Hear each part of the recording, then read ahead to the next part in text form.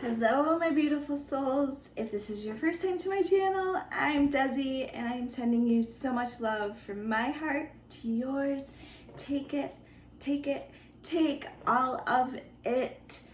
So, my intent for creating this channel was to I wanted to share my story of recovery in hopes that it would either give some clarity to people that are going through it or who are affected by it. I am trying to break stigma that this can happen to anybody, and I'm really trying to show everyone that recovery is possible. It really is. So I don't want anyone to lose hope on anyone. I don't want you to lose hope in yourself.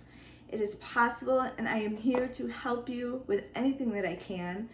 On my channel, we talk about things like law of attraction and just really going in depth in how you can start creating a better life for yourself, no matter where you've been, no matter where you are, because all that matters is right now. So, if you have watched my other videos, I have shared my story, and I've been doing it in a timeline fashion. And then I really wanted to kind of break out of the negative cycle and really showing you the more happy side, the real side of me, what I am living like now. And my intent for sharing my stories isn't for pity or for attention. It's really just showing you that I am living proof and you can do it too. So I thought that it was time to do another raw video of another timeline, and I think we left off with, we're at about age 15 now, and we're gonna do like 15 to 20, and this is totally unscripted, so I may go totally off track, but I'm going to do it the best I can. So 15 is when I started dating my first boyfriend. He was a couple years older than me, and I met him while he was here, and he ended up moving to Texas. And I remember, this is before cell phones, I had a pager, but I remember talking to him on my parents' phone, and I had that phone with a really long cord, and I'd be wrapped around the stairway down in the basement trying to hide, talking to my boyfriend, and then doing this for a couple months, just really dedicating my life to talking on the phone to this boy. I mean, we're kids at this point, and he eventually moved home. Well, we had a pretty rough and rowdy crowd, and we were all just teenagers, and I think I kind of, at this point, was living a double life. I was a straight A student in school, really wanted people and teachers to like me, and I was kind to everybody. But when I wasn't in school, I was running with a lot of older kids that had experimented with a lot of different things that no 15-year-old has ever been exposed to at that point. My mom started seeing the toxicness of this relationship and would try to do anything to get me away from him. But before we go into that, and I don't mean to put anybody down, and I know that I come from a small town, and I know a lot of people are going to know people that I'm talking about, and this is not an attack on anyone. I'm just stating the facts and sharing my story. But my first relationship was very toxic. It was very abusive. It was physically abusive. It was mentally abusive. We were always experimenting with different drugs. I mean, at 15 years old, I remember a 5-weekend span where we were all tripping on acid. And 15 years old. And let's not forget to mention that we were smoking marijuana, like on a daily basis, driving around in our cars, getting pulled over, like just really crazy. And I'm 15. I remember, since my boyfriend was 2 years older than me, he had a car. Well, before I started dating him, let's back up. My mom, because I was a little rowdy myself, I was always trying to run away, run out of the house and do things I wasn't supposed to. There were times when my stepdad would be at the back door. My mom was at the front door trying to stop me from leaving the house. And so I went out on my rooftop screaming at the top of my lungs until the police came. I mean, this started when I was 15. I was so out of control and so just had so much, and I went through counseling, and looking back now, all the advice that the counselors were giving me are everything that I share with you. So take heed to what I'm saying and get this. Don't take as long as I did to get this. So backing up, back to where I was, my mom, I was sneaking out to this 21-year-old's house because he could buy alcohol. And my mom had told me, you get caught at this man's house, then you're not going to get your permit. Well, I would go to my friends' houses, or I'd leave my grandparents' houses, or Nana and Papa's house, and my mom would call to check up on me, and they'd say, oh, she went to the store to get some gum. She's like, yeah, bull crap. So she had come over to my Nana and Papa's house, and she pushed redial on the phone and figured out that I had called this guy's house. So she called him, and I'm at his house while she's calling him, saying, basically I tried to run out of the house. I got caught, and guess what? I did not get my permit until I was 18 years old, until I could sign for myself.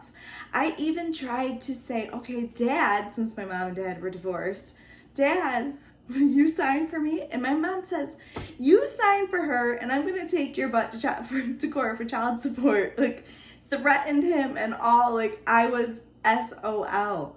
When my mom said something and she meant it, she stuck to it. So that's a little background story of how diligent my mother is.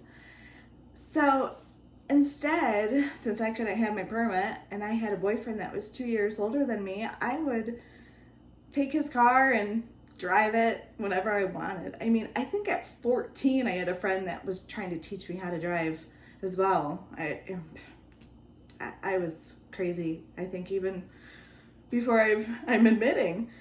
But I don't want to call myself that. It was a whatever. So the relationship, anyway, progressed into a lot of different drug use, a lot of experimenting, and a lot of control. We were always under the influence of something.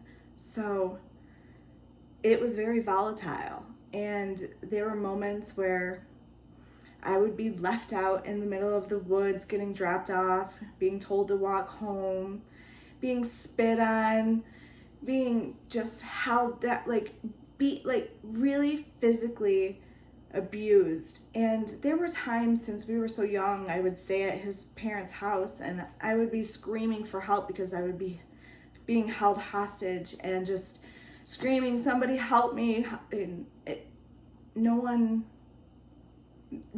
helped me. And there were times when the police were called, and I never wanted to press charges because he would always apologize after. And I was stuck in this relationship from the time I was 15 to 19.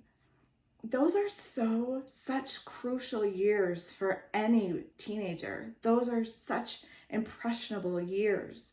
So back then, I'm learning the push and pull effect of a relationship.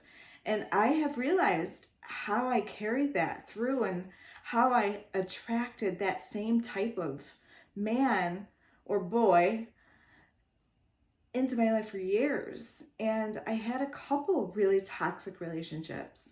Not all of them, but it wasn't a good time. It really, for a long time, I looked back and used that as my excuse for the way I am or the way I was.